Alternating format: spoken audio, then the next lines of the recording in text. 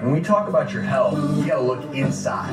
Because there are a lot of things that go on inside the human body that you're never gonna see on the outside.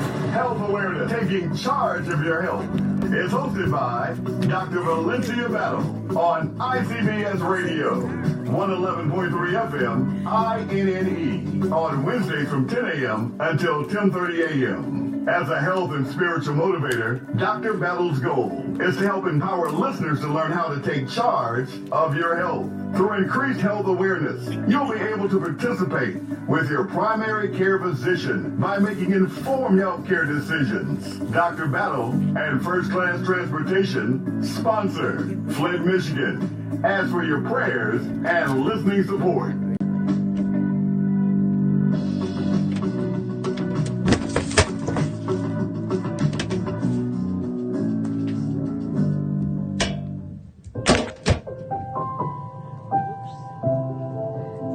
I'm back. Sorry about that. Good morning. This is Health Awareness, taking charge of your health, and I am your host, Dr. Valencia Battle. I pray that through God's divine guidance, I can inform, inspire, and motivate us toward health prevention and health promotion so that we can live longer and in better physical, mental, and spiritual condition. In Jesus Yeshua's precious name, amen. This program is sponsored by the Great Lakes Baptist District Association Deaconess. Anyone who would like to join, and we would love to have you, please call 810-399-3414. This program is dedicated to the memory of my sister cousin, Mrs. Pamela Sue Staples, and my sister, Mrs. Gloria Jean Risen. They are my inspirations. Our sustaining scriptures are 3 John 1 and 2. Beloved, I wish above all things that thou mayest prosper and be in health, even as thy soul prospereth. And Jeremiah 32 and 27 declares, Behold, I am the Lord, God of all flesh. Is there anything too hard for me? Let's make sure my chair is on. The Flint water crisis is still a hazard to us all. Please remain vigilant. A lady yesterday was telling me that at her home on the east side of Michigan, Flint, they checked their water and their soil. And their water was still not good. But what they found so interesting also and alarming was the soil, that the soil was a very bad quality. Now, the reason I concerned her even more is that there is it's not a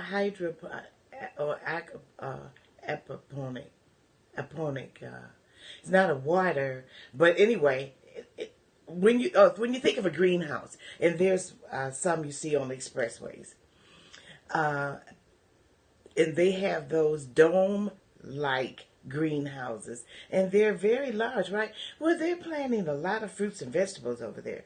So her concern is, because there's several of them, there's about 3 or 4, and they are large. Her concern is that if the soil is of bad quality, she's very concerned about the vegetables it would yield. And that is a great concern. And I didn't know they were there until last week, and I hadn't thought about that in relation to being a gardener, as some of you are. So think about the soil that you're planting in for your fruits and vegetables. How about that? So let's just remain vigilant about that. Today's topic is claustrophobia and other phobias. We're going to talk about claustrophobia, and one reason is because I am claustrophobic. And the term phobia refers to a group of anxiety symptoms brought on by certain objects or situations. A specific phobia, formerly called a simple phobia, is lasting and brings on unreasonable fear caused by the presence or thought of a specific object or situation that usually poses little or no actual danger. Some people can't even ride elevators. I can ride an elevator with no problem. And if the elevator stops, we do have a problem. but I can ride an elevator. There was a time that I really didn't do well, but I can ride an elevator with no problem as long as it goes where it's supposed to go, stop when it's supposed to go, stop, and end up where it's supposed to go. And then some people can't be in enclosed spaces, like some people can't ride in the back seat of a car. And I understand all of this. Some people can't be in the trunk of a car, of course, who wants to. But some people can in the trunk of a car, they can kind of strategize and think about how they can get out, and other people would just panic. For me, and maybe some of you, close proximity.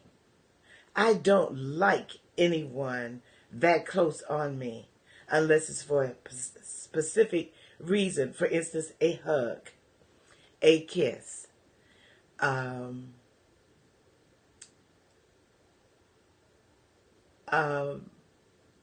If not even when you're cooking, when I'm in the kitchen cooking, I don't want anyone that close around me unless we have ample space. That's the deal, ample space, And, because a kitchen is, my kitchen is the biggest kitchen in the world.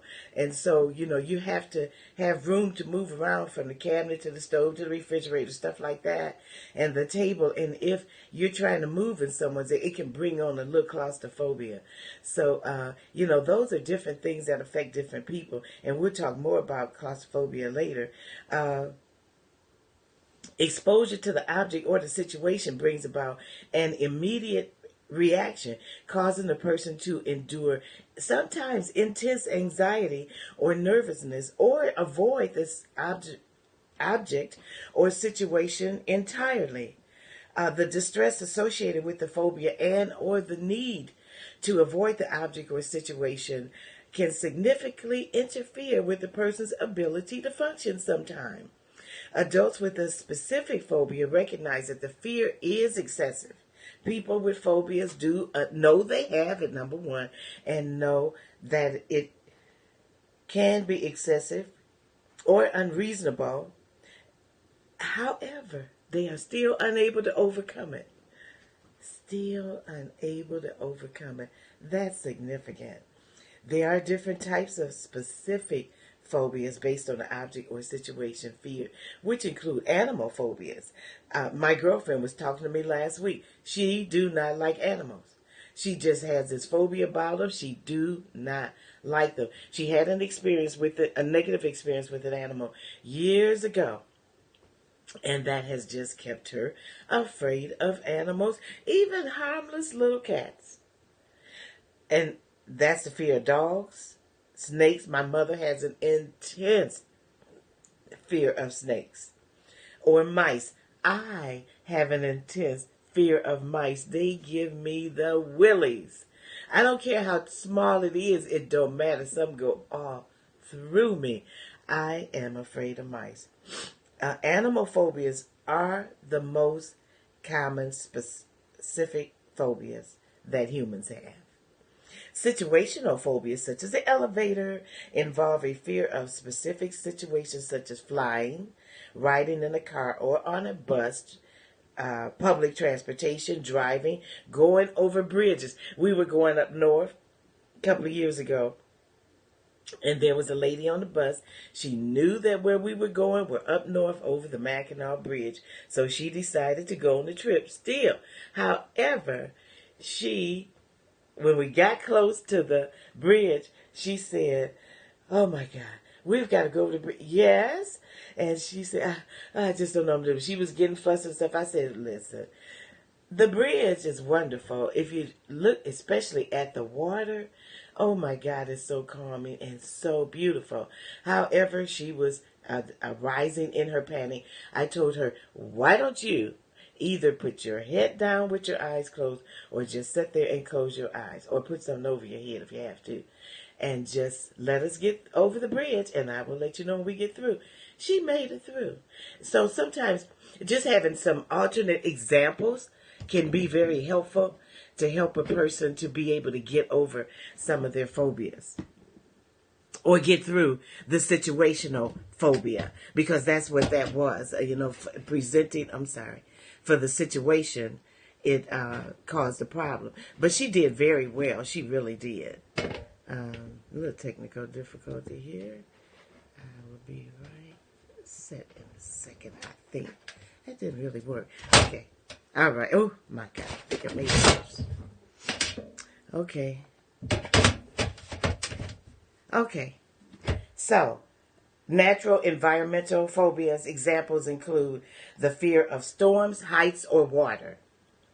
I have a phobia about water. I can't swim. They gave swimming lessons at Burston Fieldhouse. Many of you will know here in Flint. Everybody went. All my neighbors, our whole class, people that everyone went. Well, my dad wouldn't let us go to learn how to swim. That has really plagued me throughout my life, because I would love to swim. So I made sure that my children knew how to swim early. My baby girl, when she was 3, I was in school at, she was 3. I was in school and college, And so I took her with my homework to the Y every week for 6 weeks, so that my baby could learn how to swim, because she was a fish. She just loved water. And so she learned how to swim at 3 years old and has been swimming ever since. That didn't help me, but it helped her. And I did not want her to have a handicap like I had, as you try to enjoy vacations and things like that. Okay, we might be on the right track now. Here, Facebook, thanks for enduring my technical difficulties. And then blood injection injury phobias. These involve a fear of being injured or seeing blood or invasive medical procedures such as, and I tell people this when they tell me they want to be a nurse and take care of people. I say, can you stand the sight of blood? And they say yes or no. If they say no, I say you should not be in the business, because there will be blood. So you need to change your career path. Then blood tests or injections. If a person can't endure any of that, then they need to, that's a phobia that people have for all of those. But certainly not going to the healthcare field. Roxy, we do not need them, do we? These include, and other phobias include a fear of falling down. I told you all the story about when I was in Arizona and went from drove from Phoenix to Flagstaff through Sedonia. Well, through Sedonia, there the back way, I could have went Highway 17, but we went on through Sedonia, which has a 2-lane highway, and there is a $6,000 foot drop off. Now, I had just seen on TV, and it has no guardrail. So I had just seen on TV where a 17-year-old young lady was driving. She had drove over, going around the curve and went down that 6,000-foot ravine. Oh, she was up in traction and all kind of stuff. So that's what we could think about as we went from one place to the other. And so we, I drove and everybody was just still, and my girlfriend didn't even want anybody to talk. Just be quiet while she drive through this. And it was quite a long drive. If you looked over, then in your driving, it make you go to the right. You know how you can look to the right and your car will go to the right or to the left? Well, if you did that, it really made you feel like you were going to drive over. And it was really something. So I had to keep my eyes straight on the road. But yet other people that were very accustomed to the road would come careening from the other way. So I tell you, it was something. Needless to say, when I got in bed that night, guess who almost fell out of bed? It's amazing. And it's amazing what your mind and your dreams can do to you during your waking hours, can follow you into your sleep arena. It can really follow you. What's done in your conscious mind can really affect you in your subconscious mind while you sleep. It is amazing. It's amazing. I dreamed that someone was chasing me the other day. And I've always been a runner, a real good runner. I'm telling you, I was getting down. It was a lady too. And I was saying, open the car door. Make sure you have the car door. So when I jump in, she had a gun. So when I jump in, I can take off. And I know who the person was too, but it's not the person that would have a gun after me. And so that was crazy. I don't know. But we do have dreams, and it can be something. Oh, I know. It was probably because I watched Lifetime TV, and I had sort of a marathon on Saturday. And I'm telling you that those folks were killing up people. It was something. I said, my goodness, Lifetime. So now some of the symptoms of specific phobias are excessive or irrational fear of a specific object or situation. Avoiding the object or situation or enduring it with great distress.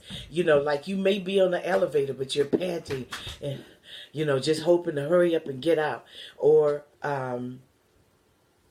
in another situation where you just want to get out of the situation, like it's real close, all of a sudden the elevator filled up. That could be a problem. Even if you can ride the elevator having claustrophobia, still if it fills up too much, that's a problem for me. That's a problem if it fills up too much. So then physical symptoms or anxiety or panic attack, yes, such as a pounding heart, nausea or diarrhea, sweating, trembling or shaking, numbness or tingling, problems with breathing, such as a shortness of breath, feeling dizzy or lightheaded, or feeling like you are choking, actually like the air is going out of the room and you can't get air. Anticipatory anxiety, which involves becoming nervous ahead of time. I had that. We're going to talk about that later, about being in certain situations or coming into contact with the object of your phobia. For example, a person with a fear of dogs may become anxious about going for a walk because he or she may see a dog along the way. We like to walk around, or used to like to walk around our neighborhood more so than we do now. And some people had big dogs along the way. So we would be a little anxious about that. What we would do is take an umbrella, a stick, a pool cue, or something like that to defend ourselves in case a dog came upon us, you know. Now, children with specific phobias may express their anxiety by crying, clinging to a parent, or throwing a tantrum. And also, they can have nightmares. You know, we talked about nightmares a couple of months ago. And children can have nightmares because, like my great-granddaughter, she spends the night with me often. And she talks in her sleep, as well as moves around a lot in her sleep and stuff. And so I think that she has nightmares, and she's really, really, really active during the day. I mean, that girl is the epitome of a bundle of energy. So I think that she also may have nightmares due to her high activity level. Hi there, my niece and nephews are out there. Now, how common are specific phobias? Well, the National Institute of Mental Health estimates that about 5 to 12% of all Americans have phobias. That's a small number, I think, but it's still 5 to 10%, and I am in that number. Specific phobias affect an estimated 6.3 million. How about that? Now, 5 to 12% of Americans have phobias. And that's a high number because there's between 323 to 340 million Americans. So 6.3 million adult Americans have phobias. So, you know, we're in that number. So phobias usually appear in adolescence. And I told you all last week about how I got my phobia. I used to sleep in a room with 3 sisters and 1 brother. 2 sisters and 1 brother. That's 4. Me, I was a 3rd sister. And so my brother slept with me on the lower bunk, and my sister and another 2 sisters slept on top bunk. And they said I snored. I don't know. How does a person know? You don't know whether you snore or not. Usually you're asleep. And so my sister would or have them put a pillow over my face. And I would wake up feeling like I was going to die because I couldn't breathe. And that started my phobia. I never had a phobia before, that claustrophobia before that. That started my phobia. So thank you very much, Vivian. And that's how it started. And people don't realize there are some things that they can do. And in her case, she didn't really mean to be mean, but she created a situation in my life that I will have taken throughout my life and will die with. So people need to think about what they're doing. And remember, she was a child, about probably 9 or 10 years old. But people need to think about their actions anytime they touch another person. If you're not touching that person in a positive way, keep your hands off. Because you don't know what harm you're doing to a person that follows them to the grave. And that is just important on many levels. Okay, I could really linger right here for a minute, because you get over into domestic violence with that, and people putting their hands on you in negative ways. Nobody has a right to put their hands on you.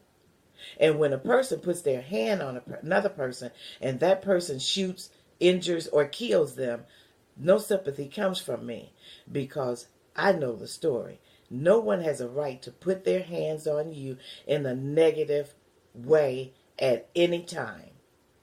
You know, not even when you're spanking your children, unless it's to teach them something that could harm them greatly. People understand. A swat on the behind will tell them a lot. Matter of fact, even with my cat, a lot of people spank their animals with my cat. She's a little 4-month-old bundle of joy. And she will do things like, I went in the living room today and she had knocked the planter over. Well, that's because she jumped up in it the wrong way and it fell. And it's a big poinsettia plant. And I said, you need to stay out of my plant. And she just cowered down like, okay. Yeah, I guess so, after you've hit the floor with it. But, you know, you can just talk to a person. I talk to my children. Very few spankings were given out from me. I don't believe in violence.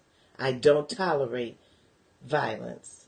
I've been a victim of a whole lot of violence in my life. And believe me, as far as I can tell you, from now until the day God calls me home in that special way that I'm praying for, no one's going to put their hands on me in a negative way again and live to tell a story about it. Specific phobias in children are common and usually disappear over time. However, I just noted an exclusion. Specific phobias in adults generally start suddenly and are more lasting than childhood phobias. Only about 20% of specific phobias in adults go away on their own and without treatment. Now, I can tell you that I don't believe that any treatment is going to cure me of my claustrophobia. But I do have a little twist to my lovely story after a while for you. Now, what causes specific phobias? What in the world? The exact cause is etiology unknown, Roxy. But most appear to be associated with a traumatic experience or learned reaction, such as my pillow example. A person who has a frightening or threatening experience with an animal, such as my girlfriend, such as an attack, being bitten, can develop a specific phobia. Witnessing a traumatic event in which others experience harm or extreme fear can also cause a specific phobia.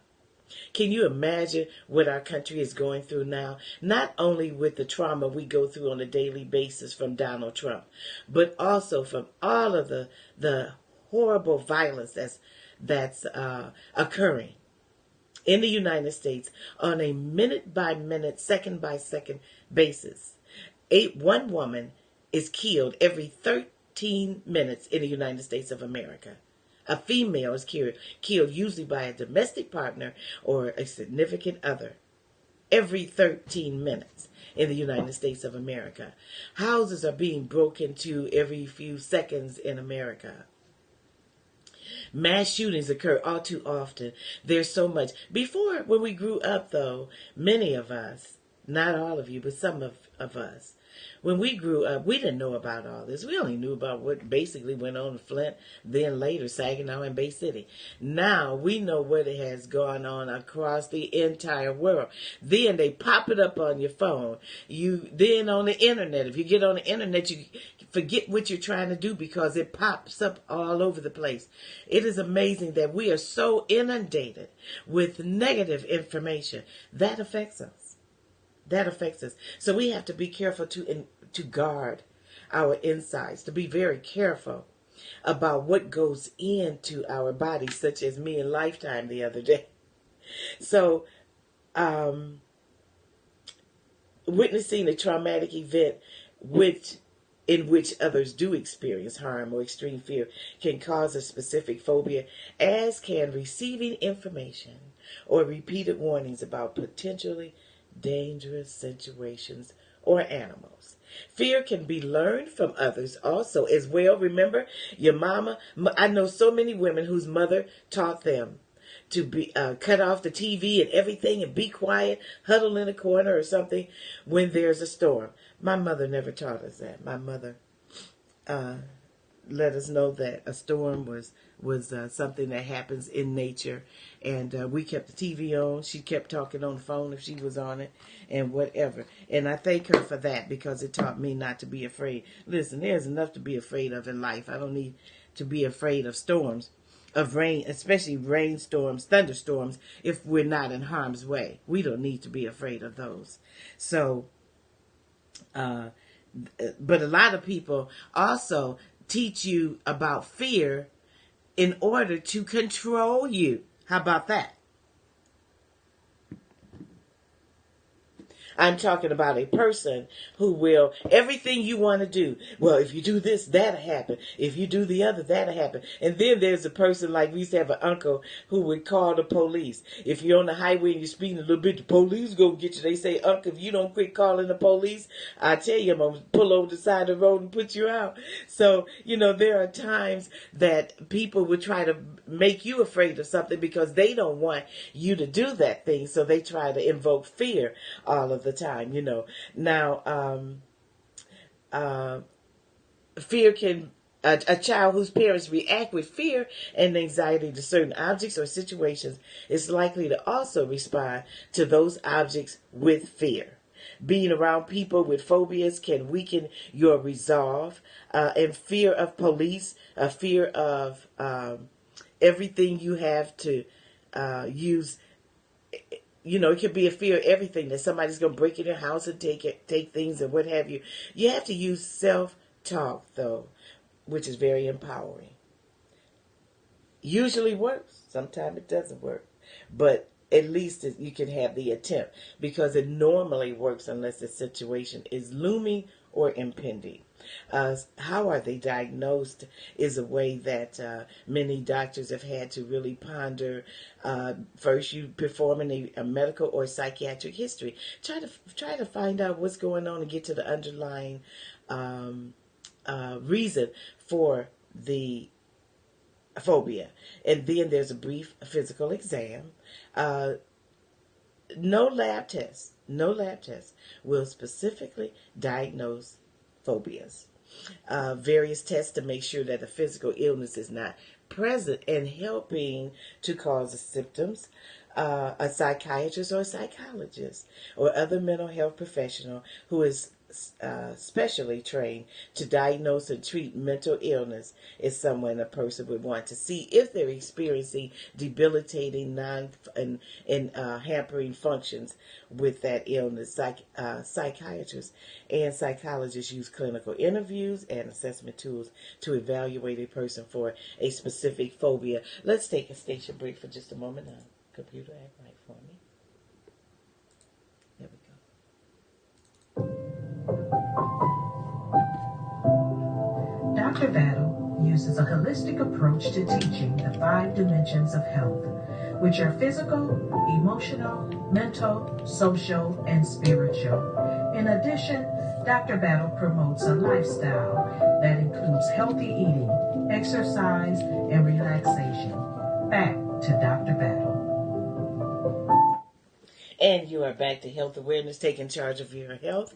I am your host, Dr. Valencia Battle. Now, the doctor will base the diagnosis of specific phobias or reported symptoms, including any problems with functioning caused by the symptoms. A specific phobia is diagnosed if the person's fear and anxiety are particularly distressing, or if they interfere with his or her daily routine, including schoolwork, social activity, and relationships. They are treated by CBT, cognitive behavioral therapy, which is a psychotherapy, and it's a cornerstone of treating specific phobias. Treatment involves a type of CBT called systematic desensitization or exposure to response prevention, ERP therapy, in which patients are gradually exposed to what frightens them until their fear begins to fade. And I would caution that sometimes the fear can even heighten because a person, even though the person is helping you to try to help them to get over the phobia, it can intensify. So it has to be taken very slowly to make sure that the person can handle what you're trying to accomplish. Now, medications, there are some situational phobias that produce intense temporary anxiety, such as fear of flying. Short-acting sedative hypnotics like benzodiazepines, Ativan, Xanax, Valium may be prescribed on an occasional as needed basis to help with the anticipatory anxiety. And I know that is so true, but that doesn't always work either. So unless a phobia is accompanied by other conditions such as depression or panic disorder, long-term or daily medicines are generally not used. They're not going to help. They're not going to help, and they can minimize functioning. So serotonergic antidepressants such as Paxil, Prozac, or Lexapro have potential value for some patients, but more recently, common blood pressure drugs called beta blockers have been used to treat anxiety related to specific phobias. How about that?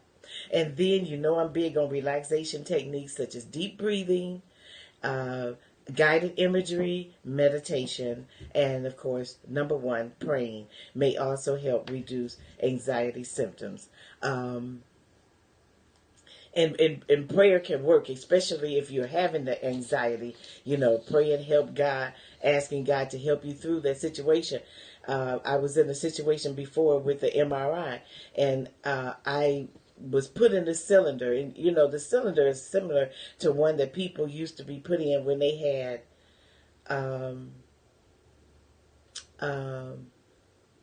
tuberculosis, polio, not tuberculosis, polio, that polio tube they were put in. And that thing is so small. Oh my God. And so I thought I couldn't take it. So they gave me Valium. Valium didn't really help me. But I did go to take it because I needed to take it. And so he said, well, why don't you put a towel over your face? And I said, okay. So I put a towel over my face. I thought that could help me. But when I went in, I still had this claustrophobia thing going on. I had this fear because claustrophobia encompasses your whole body. It's not just your heart, your stomach, or your head, or whatever. When you have claustrophobia, it encompasses your whole body. Everything is in the fight or fight response. Everything. And so I went in there. Oh my God! Then you get the loud noise and everything. So I started doing some self-talk. Now, this was 45 grueling minutes. So I started doing self-talk, and I started singing, humming, everything I could do.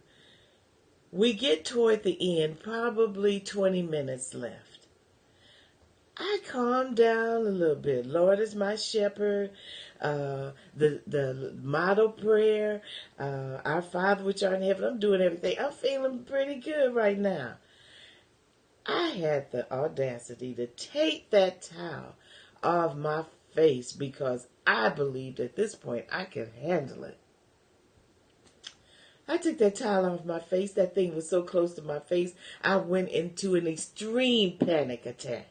Put the towel back over my face, and I just, oh my God, I thought I would have a heart attack. My heart was booming, the thump. It was amazing. That's what I get to take the towel off too. Finally,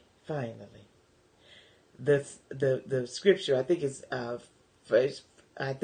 First Timothy. First Timothy, first chapter 5 and 7. Did I have that right? Anyway, 1 Timothy 5 and 7, whatever. Anyway, you ought to know it. God did not give me the spirit of fear, but of love and a sound mind. I repeated that over and over. God brought me that scripture. I kept repeating it. I calmed down. I was able to, I had to go to the end. I made it to the end. God did not give us the spirit of fear, but of, now I can't even say it straight. Love and a sound mind, but it seemed like it's from God did not give us a spirit of fear, but of love and a sound mind. But it seemed like one thing's missing there.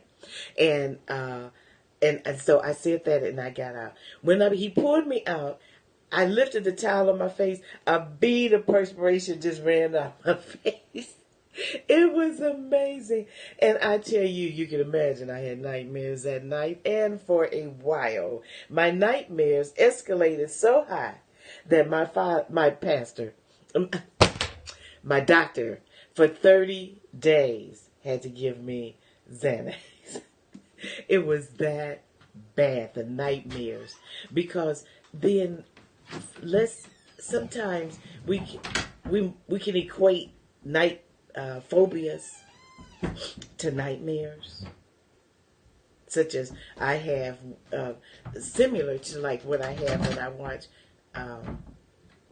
now Lifetime, or if you watch a scary movie before you go to bed, or someone is watching something violent on TV while you are sleeping or going to sleep, that can infuse. I've had TV programs come right into my dreams where I'm in the dream. You all ever had that? Now I'm in the dream. Now what? So I tell you, the mind, as they say, is a terrible thing to waste. It's a terrible thing to be frivolous with also. The mind, we should try as much as possible to only put positive information in our minds, because what we put in is what will come out. Okay? Garbage in, garbage out. So the outlook for people with specific phobias are successfully treated with therapy, medication, or a combination of both. I have had neither. I will take neither. And that's the way it is. I don't like medication. And so I just believe I have to deal with the claustrophobia. It's not going anywhere. I know it's not going anywhere. So I deal with it. And I try to avoid close spaces. Although many specific phobias cannot be prevented. No. And early intervention and treatment following a traumatic experience, such as an animal attack, may prevent the person from developing a severe anxiety disorder. That brings something to mind for me. And it's been on my heart, and I know God has put it on my heart, but I think He just gave me a divine directive. For many years, I have wanted to work with families in Flint. I would like to work with them around the country and the world that have experienced trauma. I've had a lot of grief conferences and courses. And I've experienced a tremendous amount of grief in my life. A tremendous amount. So I would say that I'm somewhat of a grief expert.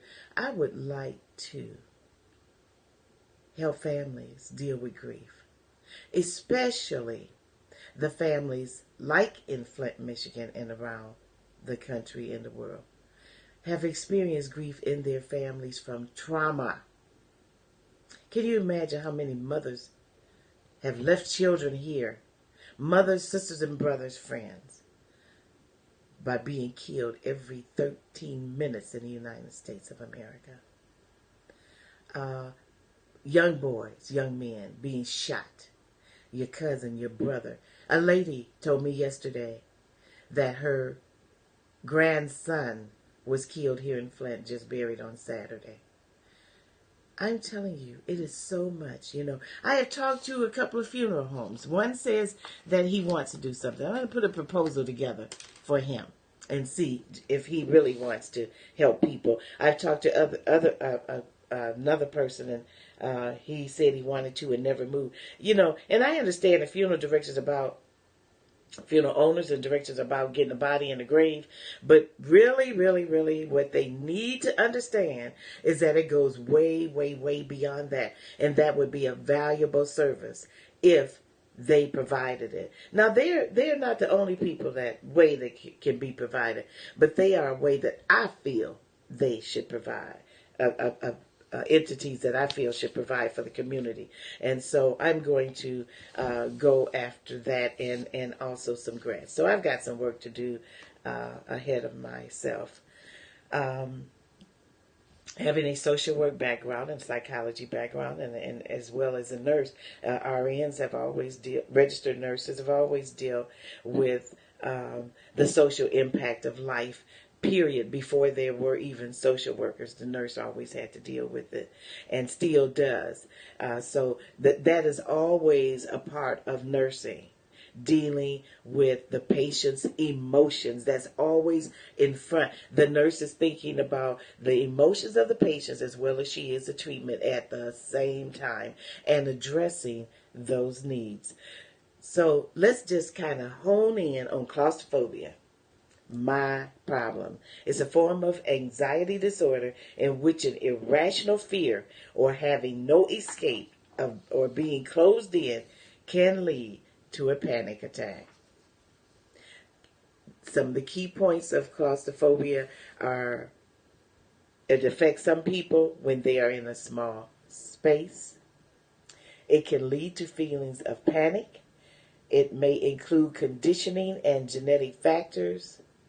And a variety of tips and treatments may help people to overcome their fear. Claustrophobia comes from the Latin word claustrum, which means a closed-in space. A Latin word. Most medical language is Latin. And the Greek word phobos, meaning fear. And it's particularly the fear of a closed-in space from which escape would be difficult or impossible. Now, let me tell you, the last thing you would want to do is to try to confine a person with claustrophobia. You will get hurt. I've had people... my sister isn't the only person that put a pillow over my face. I had a pillow put over my face years ago as well. And I tell you, if you ever thought of a demeaning thing, I equate that with being slapped in the face. When a person slaps you, that is one of the most degrading experiences we can go through as humans, being slapped.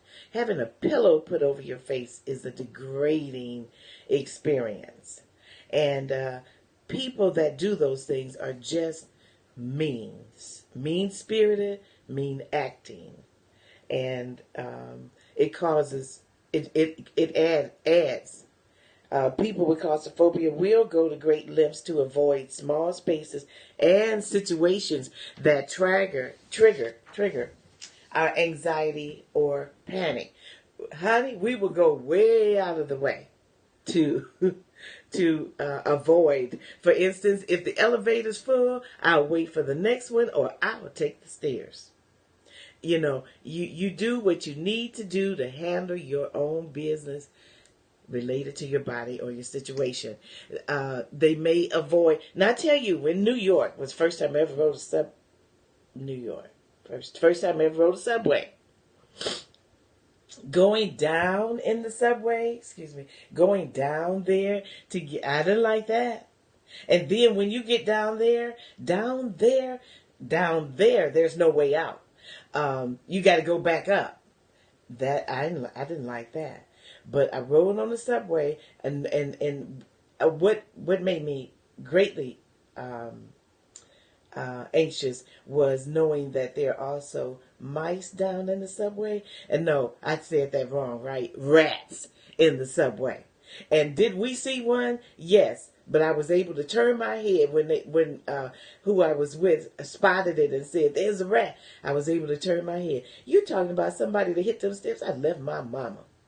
And you know you bad when you leave your mama in the subway. I sure did. I was gone. And when I got up to the street, I could just, you can breathe. And being able to breathe in New York where it stinks, that's something. That says something. Up to 5% of Americans, 5 to 12, may experience claustrophobia. Symptoms can be severe. They can really get severe. But most of us do not seek treatment. Most people with claustrophobia don't seek treatment. Just live with it. Deal with it. A psychologist or a psychiatrist, I kind of lean toward, of course, psychologist. And then a diagnosis of claustrophobia is often may emerge during a consultation about another anxiety-related issue. That psychologist will ask for a description of the symptoms and what triggers them, try to establish how severe the symptoms are, rule out other types of anxiety disorder. The doctor may use a claustrophobia questionnaire to identify the cause of anxiety, a claustrophobia scale to establish the levels of anxiety, and try to diagnose specific phobias and try to just help you get over that. But I want to tell you that some of the symptoms are, and we're going into 11. My program, I forgot to mention that, my program has been lengthened thanks to Ms. Carol Witcher, our radio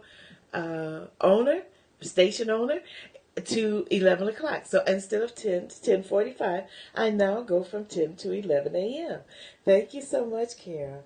And so claustrophobia being an anxiety disorder, anxiety levels can reach a certain level, and the person may start to experience sweating and chills, accelerated heart rate and high blood pressure, dizziness, fainting, and lightheadedness, a dry mouth, very dry, hyperventilation or overbreathing, hot flashes, shaking or trembling with a sense of butterflies in the stomach, nausea, headache, numbness, a choking sensation like somebody's choking the the life out of you, tightness in the chest, chest pain, difficulty breathing, an urge to use the bathroom, confusion or disorientation, and a fear of harm or illness.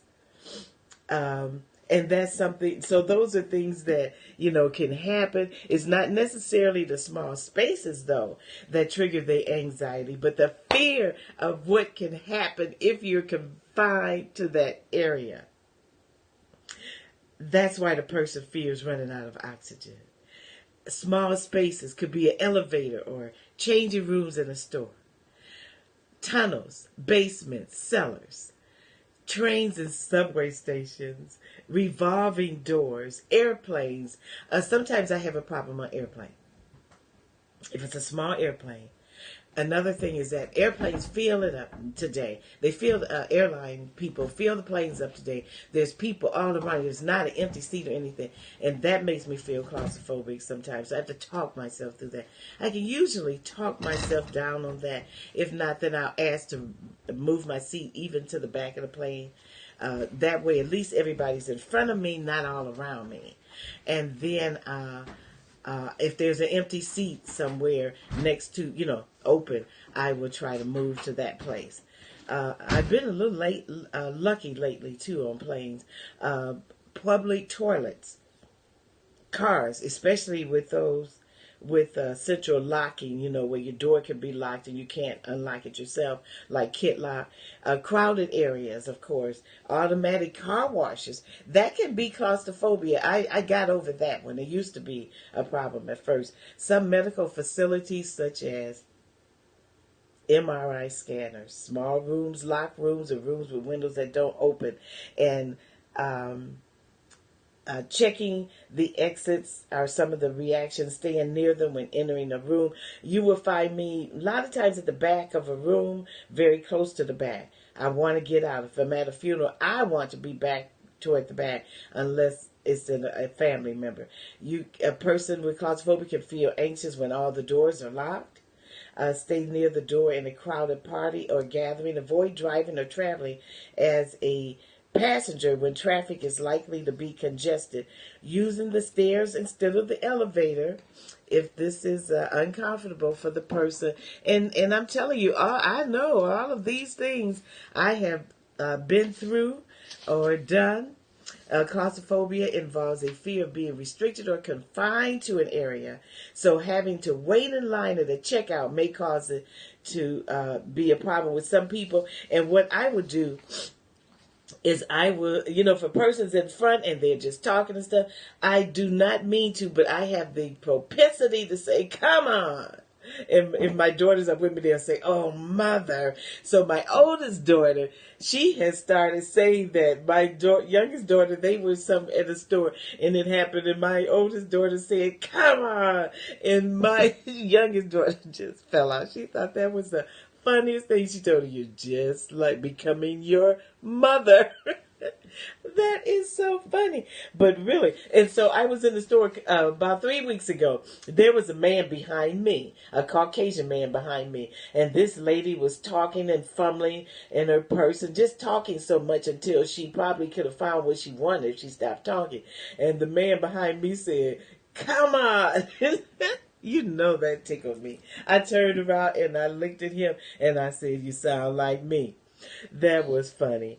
So let's go back to the MRI, because even though it's going on 11 o'clock, I'm running out of time. Isn't it somehow we have more time and we just find more to say?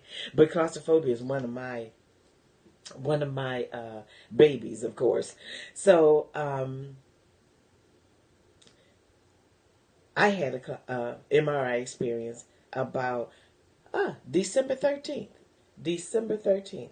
I went to the MRI, Regional Imaging Center here in Flint, on Ballinger Highway. Not that the rest of you would know, but for those of you that are on Facebook here, you do know. And I was supposed to, they told me they had an open MRI. Oh, hey, I'm game. I know what an open MRI is. I can handle that. Hi, Nisi. I can handle that. And I thought I I went by myself. Oh, yeah, I went by myself because I can handle it. It did not work. They put me in that. She tried to put me in that. I told her, oh, no, honey, that's not going to work. So she said, well, let's just try it. So she slid me in. And I said, put me out. She had to pull me out. It was not a cylinder. It was more open. But it wouldn't work for me. It did not work for me. So she had to pull me out. They were so nice. Hey, I'm a chicken. I can even cluck. But I could not handle it. I needed it for the ringing in my right ear. The doctor wanted me to have it so bad. His office staff had worked with me. Kobe did everything she could. And I could not handle it. So it didn't go off my mind, though. But before I went, I had such panic attacks. You just about probably knew it wasn't going to work anyway, because I was already in a pre-panic mode, had been in it for 2 weeks, so it wasn't going to work, having the nightmare sleep problems because of it, because it was just too big in my head. So the Valium, nothing was going to help me, okay? So on TV, I saw the Bosch Lab in Detroit, Royal Oak, and I called them. They said, yes, we have a 4x4. 4x4 was pretty big to me. So last week. We're in this week, last week, maybe the Thursday before. I can't remember now. I went and had. I am so proud to tell you that I had my MRI. I am not proud to tell you that they had to drug me up big time. Roxy, they gave me 2 Valium and another pill. I don't even know what it was. They socked it to me. My daughter went with me and my great-grand. Troopers, I tell you. And then I insisted that they had to come back in the back with me. And so they did. In case anything go wrong, my daughter knows to make them say, pull my mama out right now with conviction. And everything. They were so nice to me. And when I got on the table, they put an IV in, so it's called a Twilight, right? Well, I don't have any drugs in my body. So with the Twilight, other than vitamins. So with the Twilight, I'm going out. I'm going all the way out, just like general anesthesia, because there's nothing there that's going to keep me awake. And so I went, I don't even know, okay, when she started, I don't know. It was done. Now, here's the thing about it. When you have it of the head, there is a contraption, and it's not a good-looking contraption that goes over your face. That was the part I couldn't even see. I told her, don't even show that to me before. She said, I got you. She was so down. So, all I can tell you is the beginning and the end. And guess what? My daughter said that I waved a hand in there and they came and socked it to me again. And then she says that what else I did? Did I raise my leg? I raised my hand and I did something else. However, toward the end, I came awake and I thought, how much longer do I have? The music's going to start up. The noise is going to start up again. Well, in just less than a minute, she pulled me out. How wonderful. I did that. I am so proud of accomplishing something, even if they had to drug me highly. But I accomplished it. And that's what it will take some time. For some of you that may need tests, go to the Basha if you're in, or find a place. They have several locations. Also, find a place, BASHA. You can look it up if you need one. You do not have to go in those cylinders. There's another flat disc. I was hurt when I was working in Atlanta. There was a flat disc kind of thing, and I needed to have one of my back. So that let my head be out until the neck area. So one of my staff persons, my secretary, as a matter of fact, she went with me and she sat on the side and she held my hand, because even having that disc close to my face was a problem, even though it didn't cover it. So she held my hand and she talked to me the whole time. If she would stop talking, I'd shake my hand so she started talking some more. I tell you, with claustrophobia, those of us that have it, we know. And I just hope that those of you that do not have it have learned something today and appreciate it. And those of you that are treating patients that may have claustrophobia, you will understand. So I, again, hope that you've learned something today and that you will please, please, please share this broadcast. So I'd like to say a thanks to all of you in the United States and around the world. A special thanks to those listening in Australia, Hawaii, Canada, Jamaica, France, and Africa for your listening support, your encouragement, and most of all, your prayers. We know there is mighty power in prayer, as the fervent, effectual prayers of the righteous availeth much. This is Health Awareness, taking charge of your health, and I am your host, Dr. Valencia Battle. Until next Wednesday, from 10 a.m. till 11 a.m., and on Saturdays from 12 to 1 p.m., Eastern Standard Time, but she may change that date. I will let you know once it's settled. I am broadcasting to you through ICBS Internet Radio, 111.3 FM, Los Angeles, California, from Facebook Live and Periscope. Remember that every action you take is a seed you sow, and every seed you sow is a harvest you will reap. Let's sow good seeds so we can reap a good harvest. Love yourself, love others, and always put God first. Please pray for me as I pray for you, and bye-bye for now.